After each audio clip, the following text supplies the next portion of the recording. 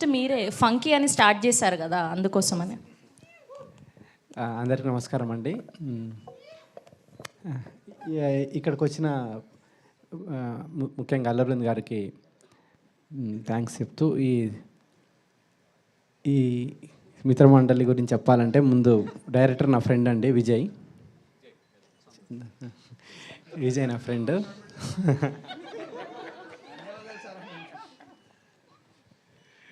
So ఒక story develop చేసుకుంటూ out and out comedy. డెఫినెట్గా ఇది డైలాగ్ రైటింగ్ అని చాలా క్రేజీగా ఉంటుంది రైటింగ్. డెఫినెట్గా మీరు ఫస్ట్ నుంచి లాస్ట్ వరకు థియేటర్లో ఎంజాయ్ చేస్తూనే ఉంటారు. సో ఈ సినిమా నేను కూడా చూద్దామని వెయిట్ చేస్తూ ఉన్నా థియేటర్లో. All the best.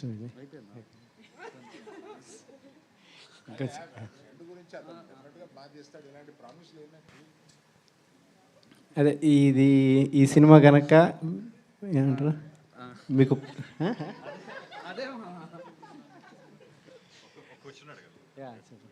ఈసారి ఐపీఎల్లో గెలుస్తుందండి ఇండియా?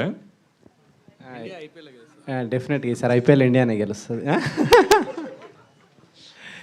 సో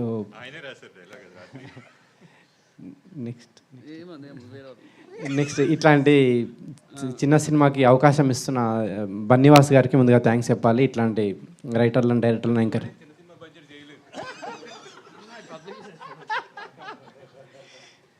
సో అనుకున్న దానికంటే తక్కువ బడ్జెట్లో ఫినిష్ చేసిండు విజయ్ సినిమా ఇది. సో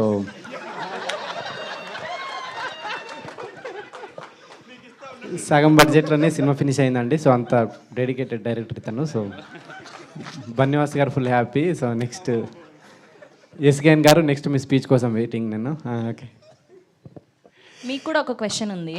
సో టీజర్ చూసాక వచ్చిన గెస్ట్లని టీజర్ ఎట్లా అనిపించిందని ఒక డైలాగ్ రూపంలో, మీమ్ లాంగ్వేజ్ రూపంలో ఒక డైలాగ్ డెడికేట్ చేయాలి. సో టీజర్ చూసాక మీకు ఇప్పుడు ట్రెండ్ అవుతున్న మీమ్స్ ఉంటాయి కదా, సో అట్లా ఒక వర్డ్ చెప్పాలి. ఇప్పుడు నాకు అనిపించింది టీజర్ చూడంగానే కేసీపీడి అని. సో మీకేం అనిపించింది చెప్పాలి అట్లా. మామనే మీమ్స్ క్రియేట్ చేస్తాడు, అర్థమవుతుంది కాదు, ఆయన మైక్ కింద పెట్టేసి నేను మీమ్స్ ఫాలో అవ్వనని చెప్తున్నాను. సరే, మీమ్స్ ఫాలో అవ్వకపోయినా మన ట్రెండీ డైలాగ్స్ ఉంటాయి కదా మన హీరోస్వి. సో అట్లా టీజర్ చూసాక మీకు ఏ డైలాగ్ డెడికేట్ చేయాలనిపించిందో అది చెప్పండి. ఏంది ఒకసారి ఇప్పుడా ఏంది ఏదంటున్నావు? ఏం చిల్లరగా అల్లరా మీరా? అదే సో సరే, అదే గట్టిగా చెప్పండి పోనీ. స్పీచ్ ఫినిష్ చేసేసా. నెక్స్ట్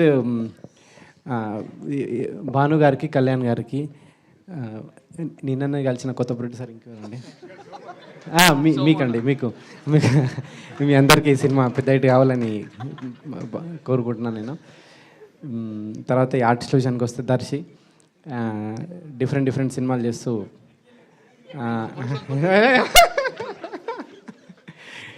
డిఫరెంట్ సినిమాలు చేస్తూ వరుసగా ఇట్లు పడుతున్నాయి దర్శికి సినిమా ఇంకా పెద్ద హిట్ కావాలని కోరుకుంటున్నాను నేను.